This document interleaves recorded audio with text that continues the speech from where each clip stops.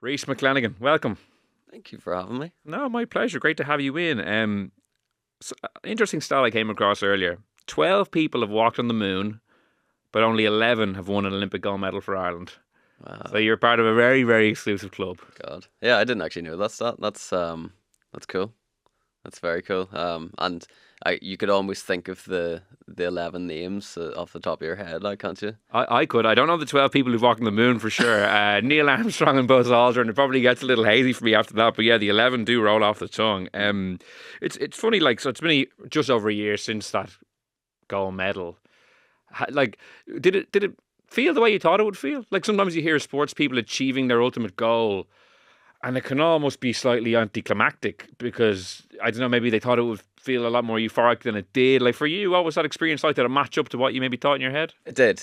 Yeah, it did match up. I think as well, it's interesting kind of looking at my entire career, and it went very linear.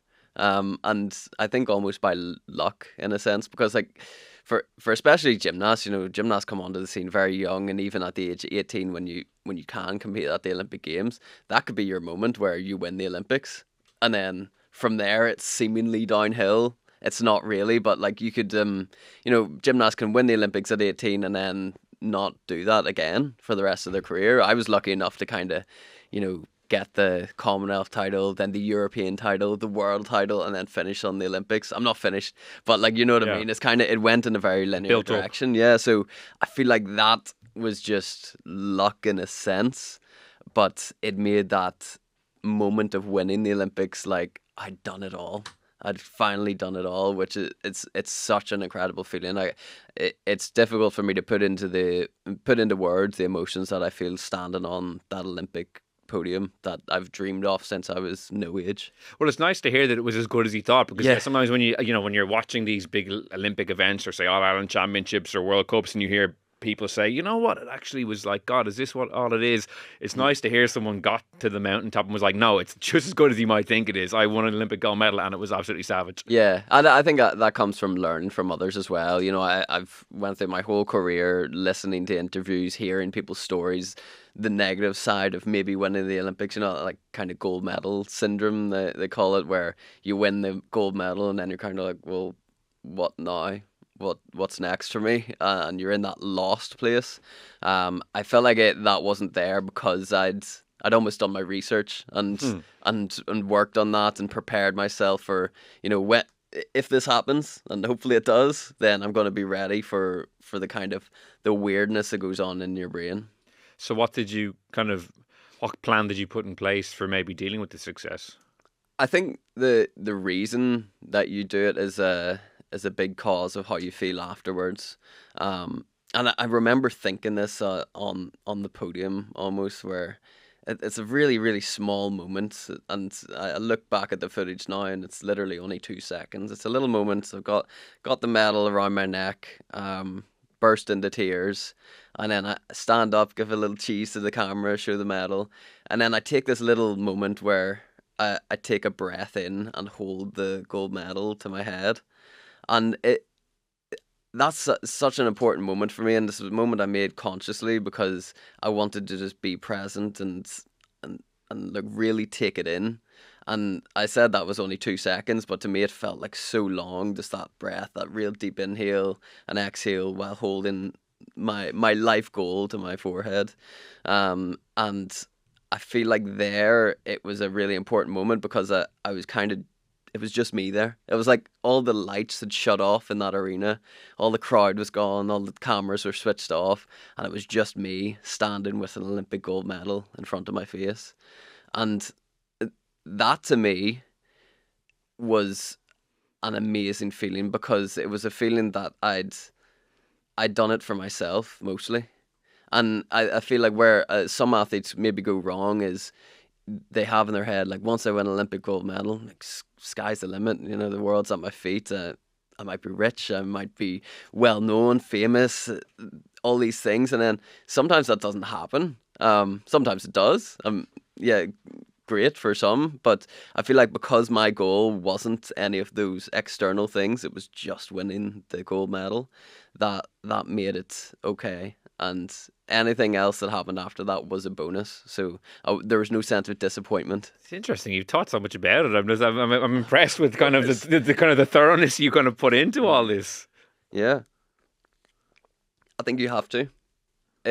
I said that, you know, there's a lot of weirdness that happens in my mind after the Olympic Games, because very rarely does anybody kind of say when they're 6 years old, I want this thing and I'm going to work my entire life for this one thing. And once that one thing happens, it's just done. That's it, done like that.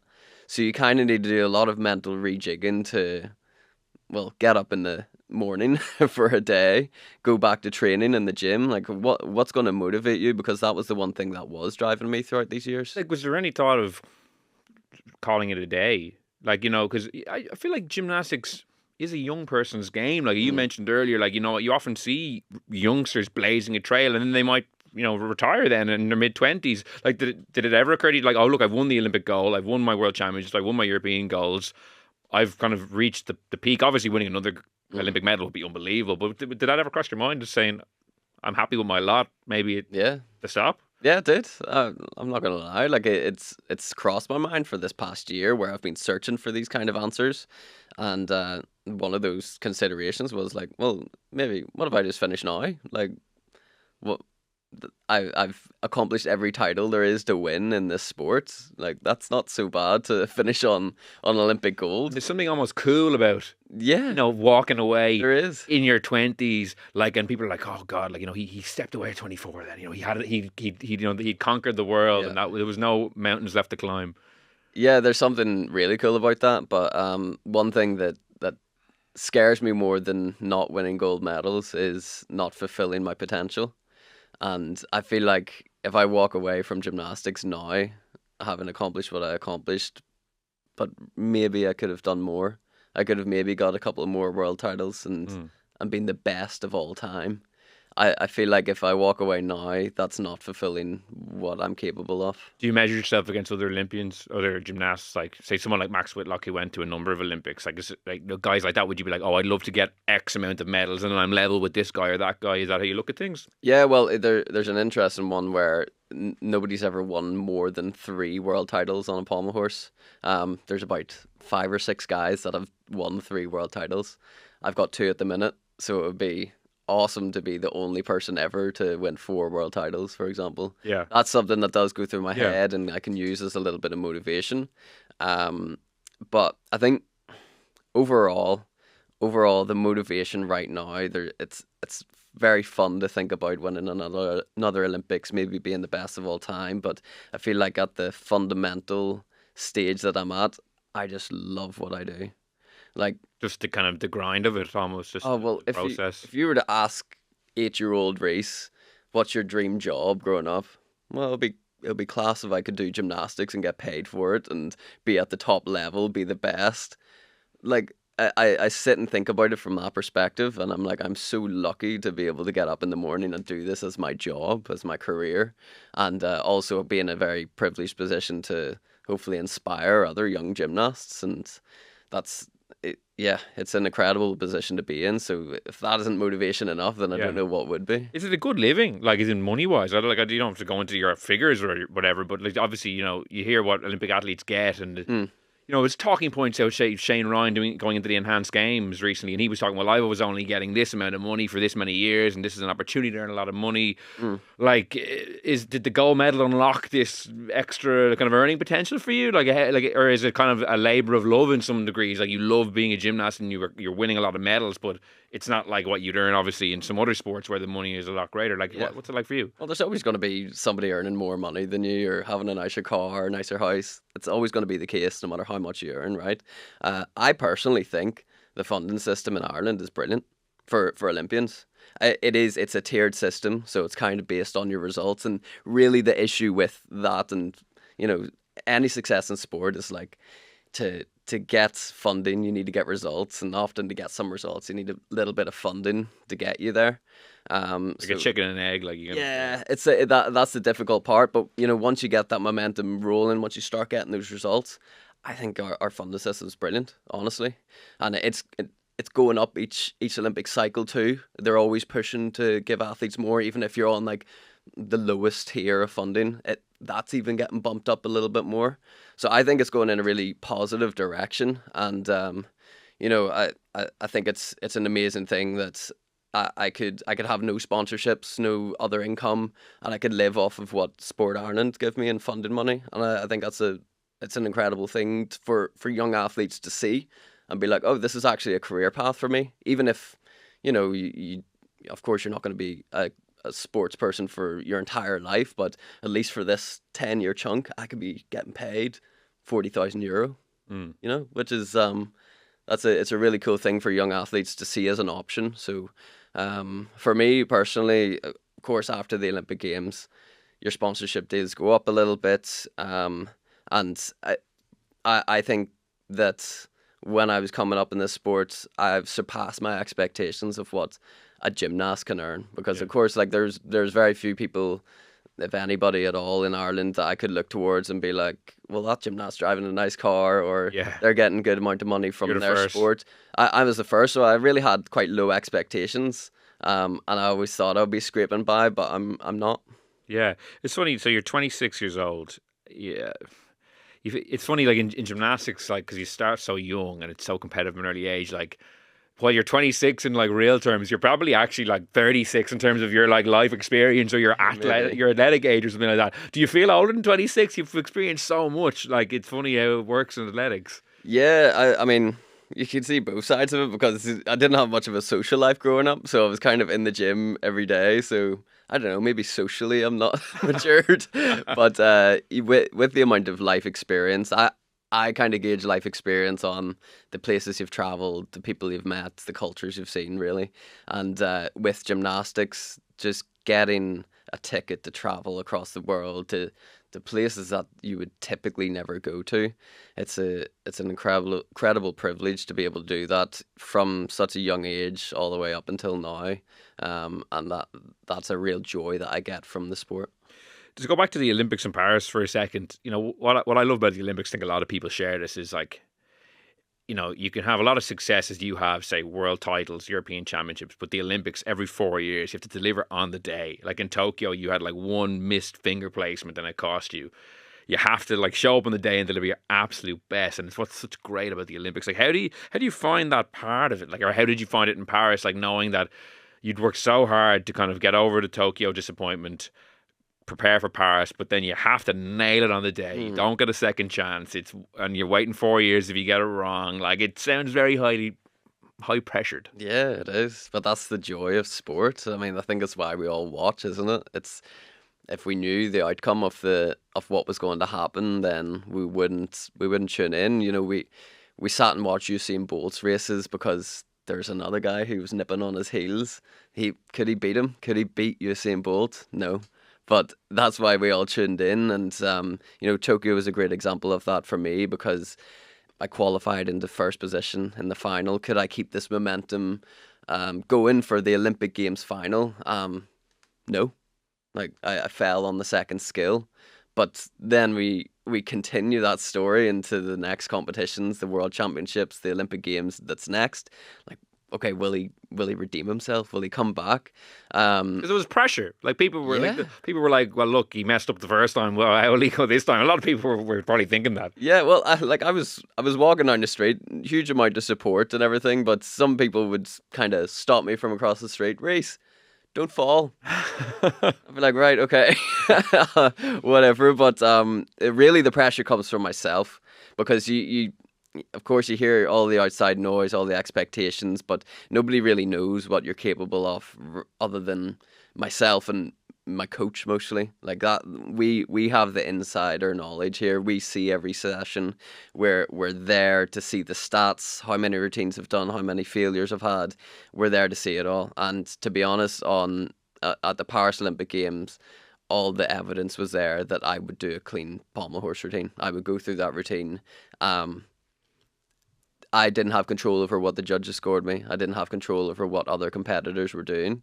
But we were very confident that I would go there and do a world-class routine, and fingers crossed it was enough to get gold. When you dismounted in Paris, like the look in your face, like did you know at that stage? You didn't literally know. The judges hadn't announced their scoring, but did you know in your heart that you'd won gold? Like, what was your sense when your feet hit the ground? Well, that's the moment where it's kind of like you see me celebrate, you see me tear up, whatever. That's all kind of just for me. That's me being like, I've done my job, because that was the goal for that day. It wasn't thinking about medals. It wasn't thinking about a certain score. My job was to go there and do that routine as well as I possibly could. So when you see me celebrate directly after that routine, I don't know what people have scored before me. I don't know what people are going to score after me. People could have the best routine of their life just by chance that day, but I knew I'd done a good job and done my job well. So I think it's a nice thing to look back on that moment, because the medal isn't even in the picture and the score isn't in the picture. It was just me being proud. Delivered of me. what you'd wanted to. So did you know what your competitors had been scoring like in that final prior to your? Had you been like do you keep an eye out on what the lads are doing? Not on that day. Not on that day. So you had no idea what anyone had done. No, and the guy who went up first got a world's best score. So Like Kurbanov. yeah, it was. Yeah, because like he kind of came out of nowhere, did he? That day, like people, not out of nowhere, but like he wasn't maybe figured to be as high up as he was. Because that day, if you'd known that, it might have thrown you potentially. You're like, oh, geez. Yeah. Because then, if I had known that score, I might have been thinking to myself like, I need to give it everything. I need to give it a little bit more, like than I have been doing in training. But thankfully, that wasn't the case, because the goal is to always kind of just do what you do in training, and like nothing more, nothing less, and you should get the outcome that you deserve. So yeah, I'm glad I didn't do that. It was something I actually did do in Tokyo, where I was watching the competitors, and although you can have this insane confidence, even before Tokyo, I was like, I'm gonna smash this routine, I'm gonna make it like one of my best routines. Whereas in Paris, I was kind of like, just another routine, just like you done yesterday and the days before. Like what goes into devising your routine? Like, as in, for people who were watching it like myself, not like in the intricacies of pommel horse, like did you like, is every single movement you're doing planned to a T? Is there any element of, I'm going to add like a freestyle flourish at the end, or do you know like from start to finish exactly what every single thing is going to look like? You know what your routine is, you know what you're going to go for, but sometimes things do go wrong. You need to have almost like a little bit of wiggle room to maybe do an extra circle, get your balance back, maybe take out a skill. If it's going wrong, you can like feel the balance is going off, so you cut a skill short. And that whole routine, I've done all of my difficulty. Building up that difficulty, it's like a balance, because you want to do difficult skills, a difficult routine, but you don't want to do them at the sacrifice of your execution score. So difficulty score and execution score, that's the balance. Ultimately, you want them both as high as possible to make your overall outcome score. But so sometimes when you see somebody falling in a final or falling on a certain skill, that's them. They just push that difficulty a bit too high that day. And so in Tokyo, then for you, like what was it that made you like? I'm sure you identified at the time, but like what was it that made you kind of slip up there? It was that was the most difficult pommel skill that anybody does that I fell on. It's something that I do very well though, and I competed. On the day of Tokyo, I got back up and repeated the skill just to kind of give myself confidence, like I can do this is fine. And then in Paris I competed it again, thankfully without the finger slip. Yeah, you mentioned that you qualified in first in your kind of the preliminary round in Tokyo. Mm-hmm. Like, what's the mentality of the round before the final? Like, you obviously, I presume you don't want to show your best stuff yet, do you? Are you saving some elements of your routine or some particularly impressive parts for a potential final, but you obviously want to qualify as well? Yeah. So I don't know, how does that work? Yeah, well, you can do the same routine. In Paris I done an easier routine in the qualification rounds, and then a more difficult one in the finals. That was just a kind of a judgment call. You want to make sure you're in that top 8, because if you're not in that top 8, then you're not even going to be saving your best. You never get to do it. Yeah, exactly. So but it was still obviously a very difficult routine. We just added in one element, and actually the routine I done in the final was the most difficult routine I'd ever competed. So we really risked it all. We could have held back a little bit, done the qualification routine, and maybe we would have got like third place. but adding that extra skill, that extra risk factor, that pushed us up into that higher difficulty and took hold. And my memory is that you were the favourite to win gold, were you? Yeah. So like that's like another element of pressure. And so when you'd completed your routine, there was still a few competitors left. Did you watch them, or what? Oh yeah. I'm a gymnastics fan first and foremost. Yeah. For me, after I'd done that routine, obviously, I'm on this high of just competing a successful Olympic Games routine at the final, and now I get a front row seat to an Olympic final, and in fact, the best pommel horse final I've ever seen. So that to you me, won. the one which makes What it a even better. coincidence. But to be there front row at Olympic Games, I was enjoying that moment just as a fan. Because I remember, so the American was Steven Nedoroscik. Yep. And people remember he had glasses, and people were like, Yeah, is this guy going to come in at the end and mess everything up? Smashed it too. So, but when you're watching him and he was going well, do you know when he dismounts, okay, that's not as good as mine? Or are you really, like everyone else, like, oh, this could go anyway? Or what? Do you have an idea? Yeah, I got an idea. So I knew it was a really well executed routine. I was like, Jesus, that's really good. Actually, that was really good. So first of all, I was like, that's amazing to see him doing so well. Yeah. And then another competitor kind of like tapped me and said, it's only this amount of difficulty. I think he said like it's only a 6.2 difficulty. Mine was like a 6.6. So I was like, okay, well, he's not going to get that good of an execution score to outweigh the difficulty difference. So I wasn't even doing the scores in my head, but I knew it was Does that good. mean he was maybe trying to go for a bronze? Like he didn't want to push it too hard potentially? Exactly. Well, I saw him the day before. He was trying more difficult skills in the gym. Wasn't quite getting them. Yeah. And I think I saw in an interview after, he just said, like I just done my solid routine, the one that worked, and that's what got him the medal. It's interesting. So, like, with gymnasts, in that scenario, they have flexibility enough that, like, they can kind of see what competitors have done and then tailor their routine accordingly. Like, if they don't need to go for something unbelievable to get a bronze and he thinks that's good enough for him, he might say, actually, you know what, I won't push it too much. Yeah. And also just staying within your capabilities. Yeah. He was obviously thinking, like, if I was to upgrade this, I'm going to have a leg split, I'm going to make a mistake, then I might be going home with no medal. Yeah. So, you just need to add up that risk and then compare it to what you're capable of. But I knew I was capable of doing that really difficult routine really well as well. So that's what gave me confidence to be like, okay, it's more difficult, but I can do it just as well as that easier routine. Yeah. What's your relationship like with the other, like your competitors? Is there a rivalry? Like, would you be kind of chatting to them? Would you be kind of not like would there be a bit of friction? Like, what do you like? No, there wouldn't be friction. Like it's obviously competitive. I'm competitive by nature, and I want to beat everybody in that competition. But our relationship is really good. I mentioned like even seeing Stephen go through a clean routine, I was just so happy for him because especially he had a lot of hype around him after the team final and everything. So I kind of wanted him to do really well and get a medal. He became kind of like a fan favorite, didn't he? Yeah, for sure. So like seeing him do well, and seeing particularly just the podium being in the right position, seeing I think the best three gymnasts podium that day, and I think that's a really cool thing to see, especially in a subjective sport where it could go, somebody could get a little bit overscored when they don't deserve it. Just seeing three Olympic medalists deserving of that is a cool thing to see. The judging, you hear judging in other sports, say like Olympic boxing, and sometimes there can be these wild controversies. Like the gymnastic one seems to usually be pretty. I don't really. I know it can be fairly spotty as well. It can be spotty. Yeah, there was a big controversy at Paris Olympics with the women's floor final.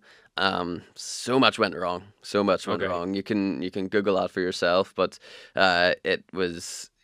Yeah, it almost called into play that AI judging a little bit more, or at least camera footage, and trying to figure out the judging criteria from that sense. Interesting. Spending time with the other gymnasts, like Simone Biles, obviously, like unbelievable athlete, kind of one of the great gymnasts of all time. I don't know, like, do you get to spend any time with her, or kind of see her competing? Like, is she as good as a gymnast eye, like what she looks like on TV? Like what? Yeah, she's the best of all time, really, sure, in women's gymnastics, like undoubtedly. So yeah, when I get to see her live, even talk to her, she's a really nice person. First of all, she's got that kind of competitive edge that obviously makes her into the athlete she is. But the way she performs, the skills that she's doing is another level above every other female gymnast. Yeah, isn't it? It must be pretty cool for you to be on like a pedestal with all these people. Like, you have a gold medal. I know she has a few more, but you're now in that club of people being like, oh, that's the gold medalist over there. Yeah, I mostly kind of compare it to almost my predecessors of Olympic champions, especially on pommel horse. Like, even being in that pommel horse final, I said I loved being at the sidelines watching it. The amount of times I've seen the pommel horse finals from the London Olympics, Rio Olympics, 2008, all of those I've watched hundreds and hundreds of times. So when you're actually living in it, when you're actually in an Olympic final, when you're standing on the podium celebrating the same way that you've seen these guys celebrating throughout these years, it's such a surreal feeling. I'd say it would be similar to like a young footballer, holding up the World Cup trophy. I think it would be like that. That's my celebration for that. Like, where did the pommel horse come from? Like, obviously you were really into your gymnastics. Like, but where did that part of it come from? Were you tried the different disciplines and just you found you had an aptitude for it? Is it something you like just loved for some reason as a young kid? Because as you mentioned, like the football example, like, a top footballer would probably go out into the garden as a kid and kick the ball around. I presume you didn't have a pommel horse in your back garden to just go out and use. Well, I did actually. Oh wow, fair enough. Yeah, my dad took one from an old school and we made it into a pommel horse, so we did. Okay, well that answers that. But where did the pommel horse? Like, at what stage of your gymnastics journey did the pommel horse kind of emerge? So when you start gymnastics, you do all of the events. In men's, there's 6 events. In women's, there's 4.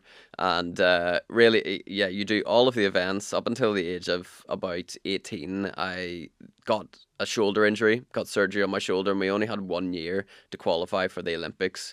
And that recovery window was tight for that shoulder injury, so it only left us a couple of options. The best option to qualify to the Olympics is doing the all-around event, doing all 6 of the events, and that's kind of your most likely route. But because it wasn't possible for me to get back to doing like the still rings with the shoulder injury, the all-around was out of the question, so we decided to fully focus on pommel horse. Okay.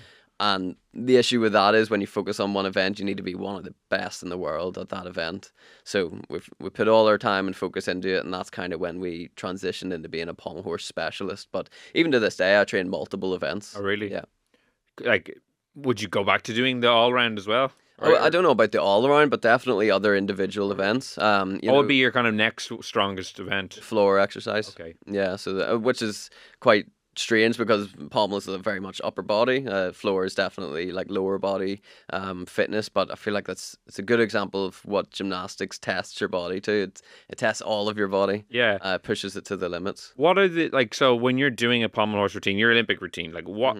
It's putting a lot of stress on your arms, obviously, because that's holding up. But like, could you just give us an insight, I suppose, into what you're feeling throughout your body as you're doing it? Like, where are the stressors coming on? What are the pressure points? A lot of wrist pain. Yeah. So I've had like multiple stress fractures in my wrists. Because I can't think of another sport that just has your whole body weight pressing on your wrists like that. Rugby players would have a bad tackle where they'd maybe bend a wrist and break something there, but the constant repetitive strain on that is a lot on your elbows, and of course I've now got both of my shoulders operated on, a lot of pressure on the shoulders too. Yeah, interesting. Like, so training wise, like when you're not pommel horsing, like what do you need to do? A lot of arm work, obviously. Like, how do you keep your wrists kind of limber or not? Like, it must be just stretching. I don't know. Yeah. Yeah. Well, it's all of our conditioning is really like body weight, like calisthenics. Yeah. Calisthenics is a relatively new kind of fad at the minute in the fitness world, but I look at all those guys and I'm just like, yeah, that's gymnastics. Yeah. This is what us gymnasts have been training throughout these years. Yeah. So I love to see it. I love to see calisthenics work being put into fitness, but go to your local gymnastics gym and take your kids to your local gymnastics gym and they'll get that same strength. Who is like the best pommel horse competitor of all time? Is there someone? Is it Max Whitlock? I don't know who's the person that. Like I said, it's kind of like there's multiple people that have got 3 world titles. Yeah. Max has got 2 Olympic titles, which is pretty awesome. Yeah. For me, the best pommel worker of all time is a Chinese guy called Xiaoxin, and he won 2006 Worlds, 2007, 2008, and 2005 as well. So it's like 4 back to back. Yeah. I done 3 back to back, which I'm very proud of.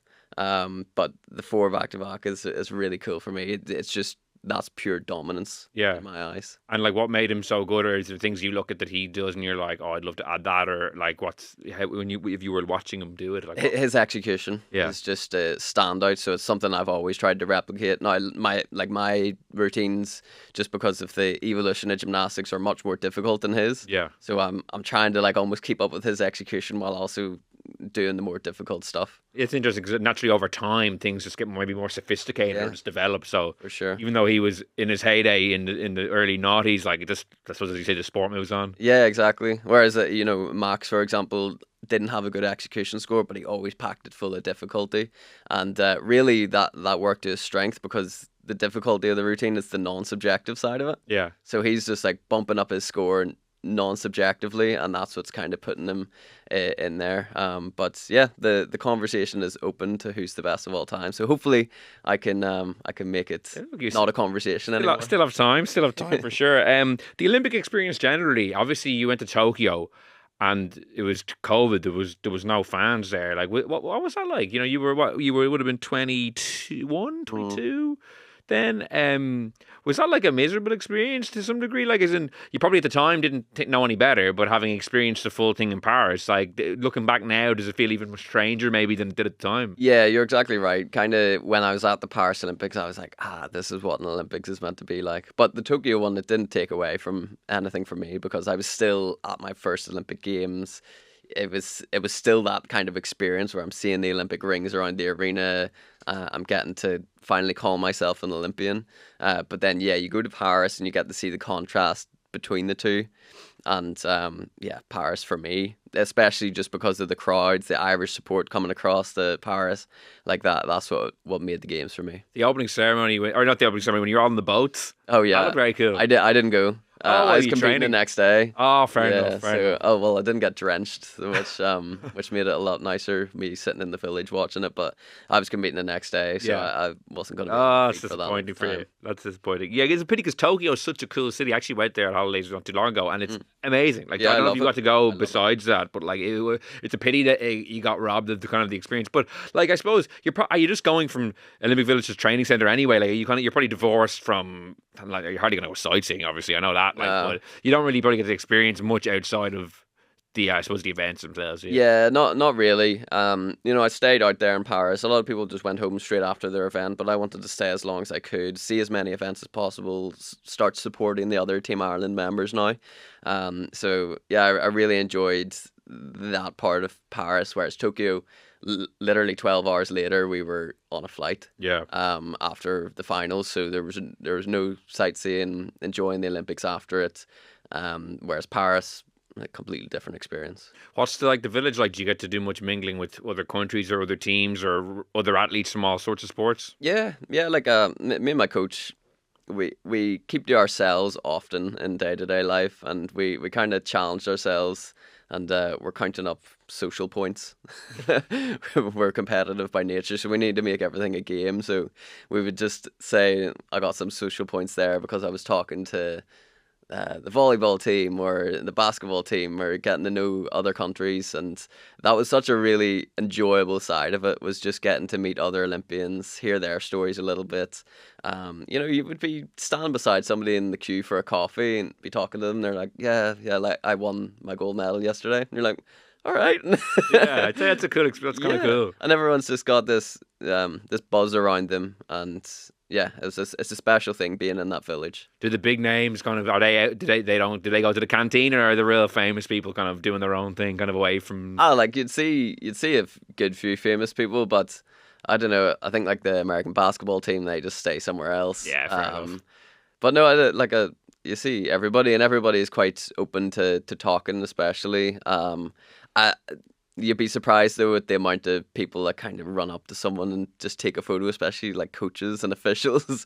Like they don't have any, like, if I think most athletes, most athletes would be like, well, they're competing today maybe, so I'll knock over and bombard them with like a photo. Whereas like the coaches and officials would be like coming over and taking a selfie and annoying Roger Federer or something. Yeah, I can imagine. Just to go back to the pommel horse for a second, because I meant to ask you this when we were discussing, I suppose, the routines and whatnot. Like, so how long does to do a routine generally last? Like my one was 46 seconds. And like, what's going through your head during those 46 seconds? Is it like just about where you're placing your hands? Do kind of intrusive thoughts come in about like, oh my God, I could win a gold medal here, I could mess up again? Or are you able to kind of block all that out and just focus on like the next part of the routine? Or is it almost as muscle memory? Maybe you're not, maybe it's like you're just in a fugue state and your arms are just kind of moving on their own. I don't know. Yeah, well, like, so I like to always say that you should be prepared so much that you can like switch this autopilot switch on. I've heard that from another Olympian on pommel horse, Lewis Smith, and he said the same thing. Like, your preparations should be so good that you can just go autopilot, not even think, and do a routine.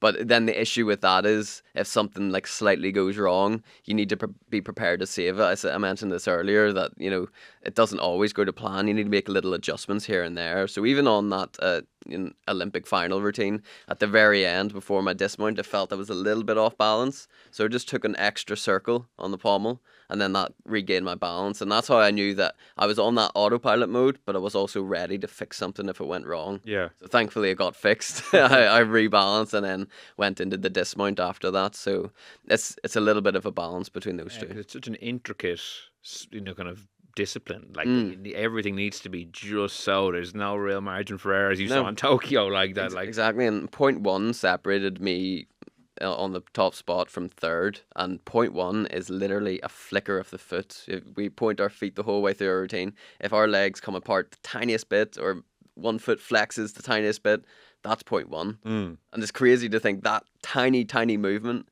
is the difference between a gold medal and a bronze medal. Are you like tired after a routine? Like, so when you dismounted at the Olympics, like, was your body sore, or is it like, you know, is it kind of like training for long periods is the sore part? Like, doing it for 45 seconds, I mean, it looks very, very difficult. The core strength must be off the charts. But like, how do you feel when you dismount then? Like, your arms are tired. Yeah.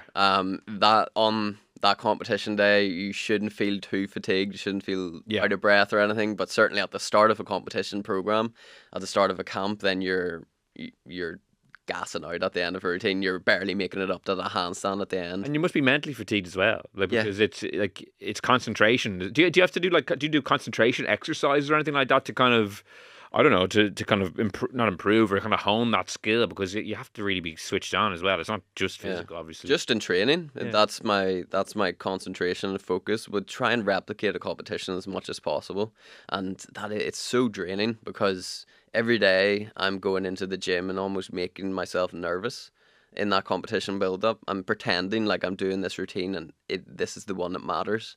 And you can imagine that pressure every single day of being in an Olympic Games final. I'm literally shaking with nerves at a training session every single day.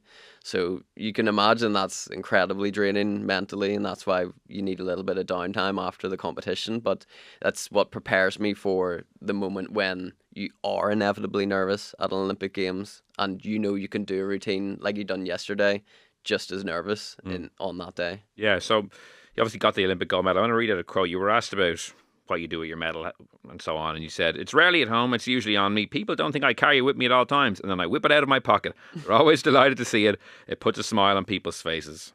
Now, I'm hoping you When have was that quote? I don't know, it was in an RSVP magazine. I actually don't have it on me. Yeah. I was hoping you were going to be like, look, I brought it in. That would have been good. Or if it was under my t-shirt. I don't know. Well, you're wearing Team Ireland merch, so you've come dressed in your gear. Where is the Olympic gold medal at the moment? It's, I don't know, at home. Where do you keep it? We were actually talking about what we would do with the medal if we won it, where we would keep it. Okay. Our producer said he would put it at the top of the stairs in a glass case for anyone who's coming in as to see it. I think I'd wear it like pretty much all the time. Like, where do you keep yours? I like to keep it vague because recently I've heard about people selling their Olympic gold medals, and they sell for quite a lot. So you don't want to get I don't want to say, because people do know where I live as well. Okay. How often do you wear it? Like, I would take it round when I have it on me most now. For the last year, I would have it on me. I'd have like a little bum bag across me because I would just always need it for different things. But now that things are calming down, I would take it to like schools. I take it to gymnastics clubs. I love doing that because it's something I never got to do when I was growing up, to see another gymnast handing you an Olympic gold medal in Ireland. So do you ever wear it at home? Like, do you ever just like sit down on the couch and say, "I'm going to put up my medal"? I sit and look at it.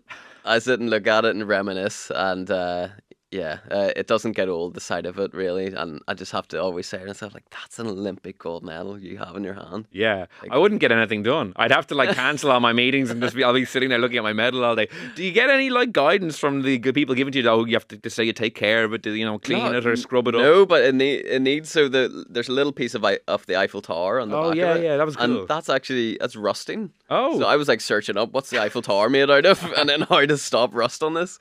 I didn't get an answer. I feel like I need to take it to like a professional jeweler to do it properly, rather than me like sanding off the rust from my medal. and when it's funny because obviously you have all the world medals as well. It's interesting that you say like that your goal is to get that amount of world medals as well. Like, are they as important to you as your Olympic medal, or is your Olympic medal far out on its own as the one that you really like? Yeah, well, I've been pitching this question to other gymnasts and other athletes, and I want to hear your thoughts. Would you say what sport would you want to be an Olympic athlete in? Well, let's say gymnastics for the sake of this Gymnastics, argument. okay. So, would you rather have an Olympic bronze medal or a world title? Olympic bronze. Really? I would, yeah. Okay, interesting. Now, For what reason? I just think an Olympic medal is so iconic. Like I know a world medal is a world champion and a gold is better than a bronze, but there's something about an Olympic medal. Yeah. Now that's probably technically wrong, the wrong answer, but my gut feeling when you asked me that was a bronze. Well, what I've found is that people outside of sport tend to give your answer, and the people in the sport are like, nah, but you're the best in the world. Yeah. Like, on that day, you can say, I'm the best gymnast in the world. I'm the best 100-meter sprinter in the world.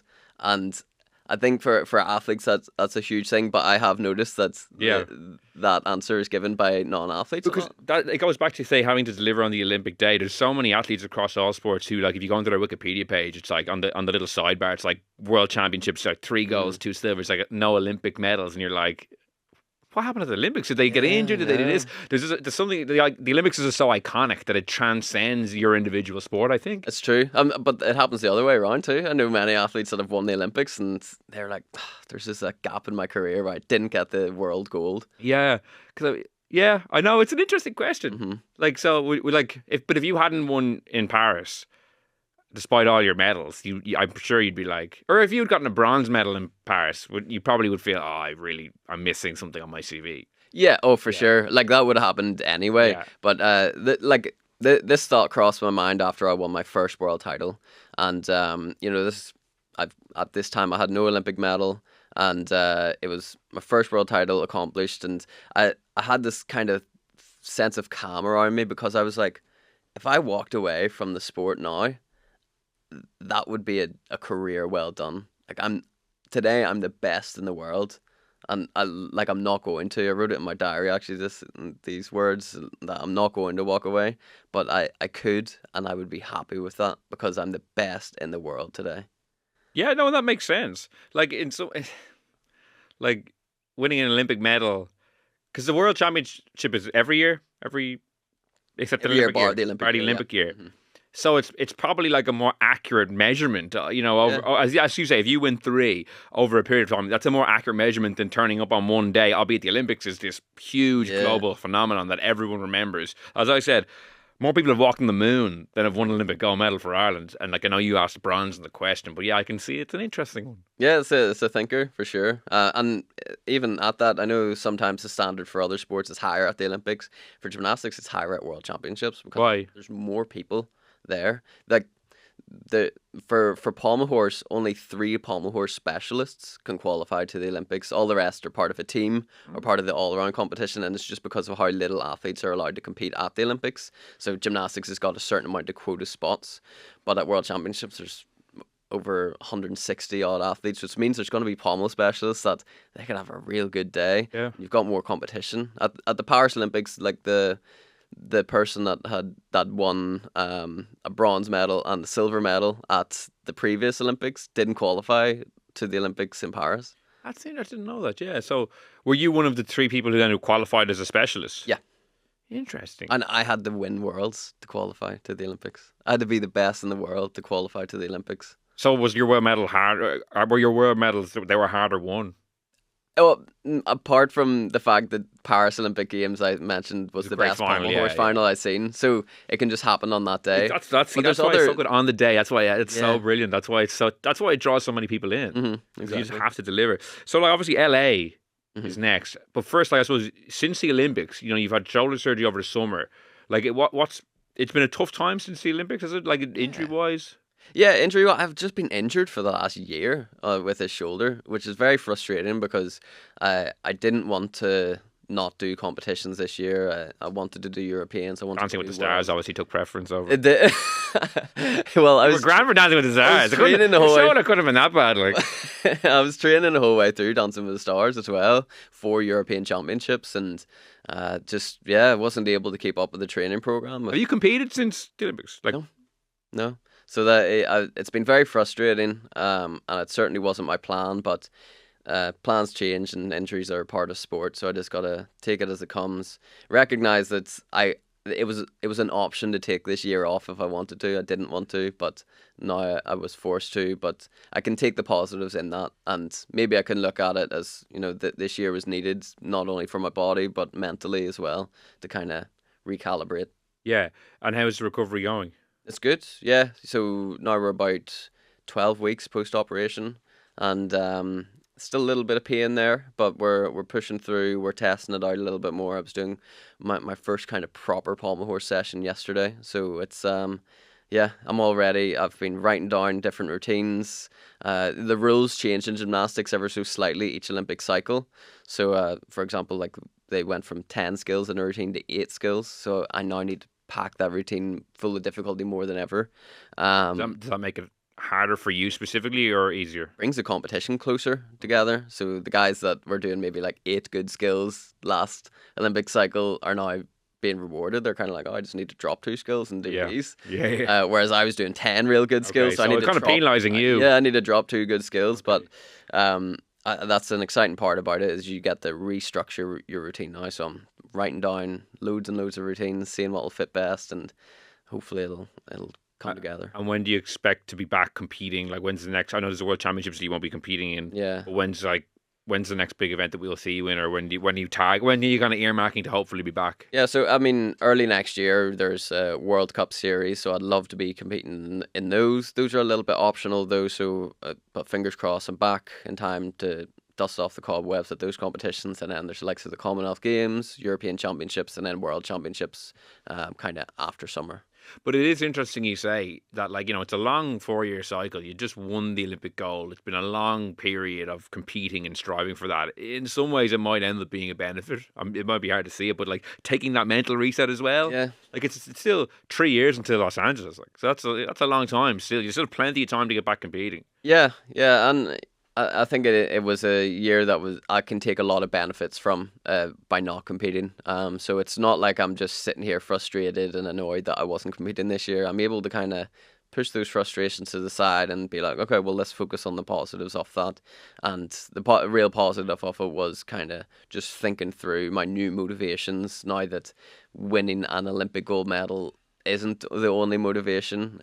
There's a lot more to it now, I think. Have you been able to do things, while you've been off? Kind of, you said earlier jokingly, like, maybe socially you hadn't developed as much. Have you been able to kind of do other things in your life that you wouldn't have been able to do if you were competing? Has it been nice in some ways to do that, or have you just been more focused on recovery? Like it was nice for a brief moment. It was nice to just kind of celebrate with all the people around me, sit back and really realize what I'd accomplished, and celebrate that with the people who have supported me. So yeah, that time has came and went now, and I'm happy to go back to just focusing on training, living that lifestyle. I love living that lifestyle of an elite athlete. Like it's a genuine privilege to wake up in the morning and have your sole goal to be like try and be as healthy as possible, go and work out, and inevitably get more results. What's your life like away from gymnastics? Like, is there anything you like to do or anything you're interested in outside of competing? Not too much. I'm trying to be more involved in watching other sports as well. Something I feel like I didn't do enough of when I was growing up. So, watching other sports.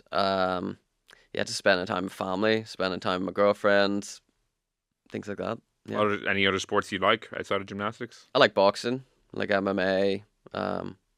Starting to like golf. I'd like to play a bit more golf, but with a shoulder injury, that's kind of stopping me.